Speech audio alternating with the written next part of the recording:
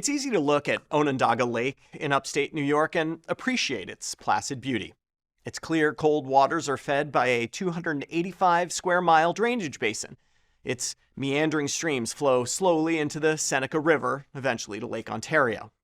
It's easy to look at a place like this and imagine that it looked similar hundreds or thousands of years ago. And it might have. But it's not the same lake now as it was then. And what lies beneath the surface of the lake and the surrounding area may be hurting children.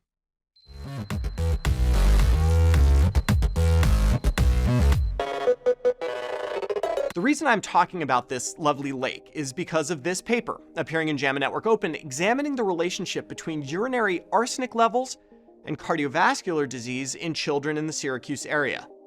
The study is an analysis of a larger cohort known as the Environmental Exposures and Childhood Health Outcomes cohort, which is a cross-sectional study looking at the impact of various environmental toxins on children's health. The toxin of interest for today? Arsenic. Now, you don't need me to tell you that arsenic is toxic. Few poisons live as large in popular culture. Living just below phosphorus on the periodic table, arsenic replaces phosphorus, particularly in molecules containing certain sulfhydryl groups, leading to dysfunction of a slew of proteins, and with high enough doses, cell death. But those effects are what you might see if you were dosed with arsenic in a glass of elderberry wine, for instance. Increasing amounts of data suggest that very low levels of arsenic also might have important, if less lethal, physiologic effects. Multiple studies have documented that environmental arsenic exposure is associated with cardiovascular disease, likely through inhibition of nitric oxide synthase. Studying its effects in children is hard, though, because, fortunately, kids don't get much cardiovascular disease. The key insight in the study we are discussing today by Brooks Gump and colleagues at Syracuse University was to use proxies of cardiovascular disease that can be detected in children: carotid artery intima media thickness, left ventricular hypertrophy, and carotid femoral pulse wave velocity. All of these measures have been shown to predict cardiovascular disease later in life. Let's go to the results. 245 children were enrolled and had arsenic levels measured in a single urine sample, with concentration adjusted for urinary creatinine level.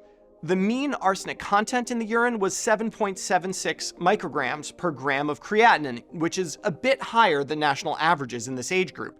The range was wide, though, with differences between the highest and lowest concentrations of roughly 500-fold.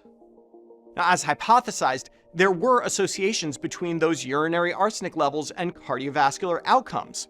This scatter plot shows the relationship between urinary arsenic and carotid intima media thickness. And here you can see the markedly higher urinary arsenic levels among kids with concentric left ventricular hypertrophy. Where was the arsenic coming from? We can get arsenic from a variety of sources, most commonly drinking water contamination, and in many forms, with arsenic bound to organic molecules being less toxic than inorganic arsenic. Now, all the kids in this study got their drinking water from the same source, Scanatilis Lake, which has frequently been tested and has very little arsenic, so that's not the culprit, actually. Secondhand smoke is another source of arsenic, but exposure to smoking was not significantly associated with urinary arsenic in this cohort. Dietary patterns did predict urinary arsenic levels, with fish and vegetable consumption appearing protective and fruit consumption leading to increased levels, but more interesting to me was their geographic clustering analysis. Did kids with high arsenic levels tend to live in the same area? The yellow dots represent those clusters of kids with high arsenic levels in their urine, living southeast of Onondaga Lake. That area is currently a Superfund site due to more than a century of industrial pollution, including, notably, heavy metal pollution. The area around the lake was rich in limestone and salt, prompting Honeywell's predecessor companies, including the Solvay Process Company pictured here, to build industrial facilities along the western shore.